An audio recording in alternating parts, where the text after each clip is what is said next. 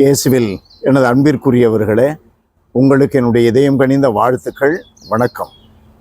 அன்பானவர்களே, இன்றைக்கு ஆண்டவர் இயேசு நமக்கு கொடுக்கிற சிந்தனைக்கான பகுதி லூக்கா நற்செய்தி 6வது அதிகாரம் 1-5 முடிய. ஓய்வு நாளில் கதிர் கொய்தல். திருத்தூதர்கள் வயல் வழியே சென்றார்கள். இயேசுவை பின்பற்றி செல்லுகிற அந்த பாதையில வயலிலே இருந்த கோதுமை மணிகளை கசக்கி தின்றனர்.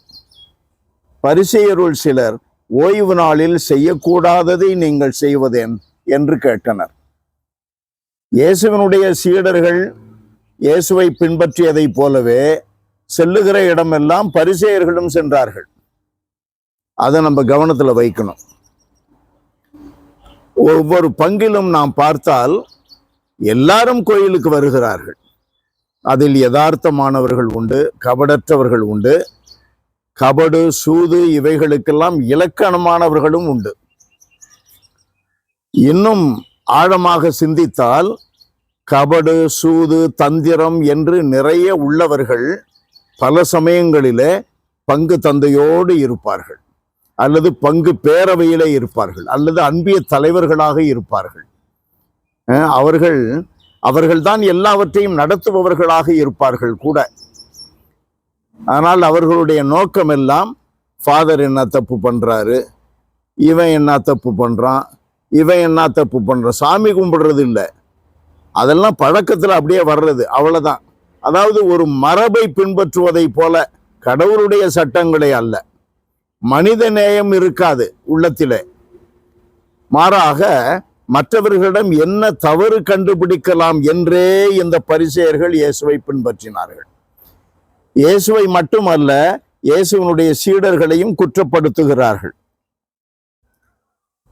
இயேசு எப்படி சொல்லுகிறார் பாருங்கள்.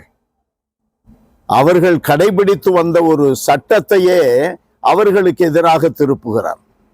குருக்கள் மட்டுமே உண்ணுகின்ற உணவை தாவீதும் அவரோடு இருந்தவர்களும் பசியாக இருந்த பொழுது தாவீது அதை எடுத்து உண்டார், மற்றவர்களுக்கும் கொடுத்தார். அதிலே மனித நேயத்தை பார்க்கிறார் கடவுள். மனித நேயத்திற்கு முதலிடத்தை கொடுக்கிறார் கடவுள்.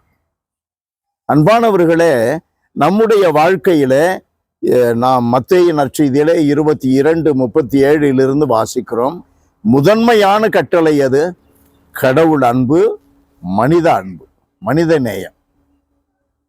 இவைகளுக்குத்தான் முதலிடம்.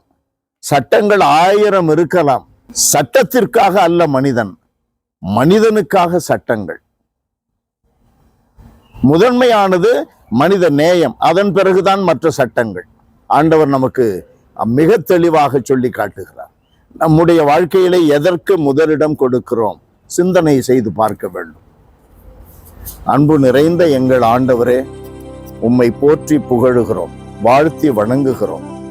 ஆண்டவரே, எங்களுடைய சுய நலத்தினாலும் பேராசையினாலும் தற்புகழ்ச்சி எங்களுக்கு நிறையவே இருக்க வேண்டும் என்று விரும்புகிறதுனாலும் உண்மையான உம்முடைய கட்டளைகளை விடுத்துவிட்டு பல சமயங்களில் ஆண்டவரே மனித நேயமும் இல்லாமல் எங்களுடைய நலனையே கருத்தில் வைத்து மற்றவர்களை குற்றப்படுத்துகிறோம். எங்கள் குற்றங்களை மன்னியும், பாவி எங்கள் மீது இரக்கமாயிரும். இயேசுவின் நாமத்தில் ஜெபிக்கிறோம் பிதாவே. ஆமென், ஆமென்.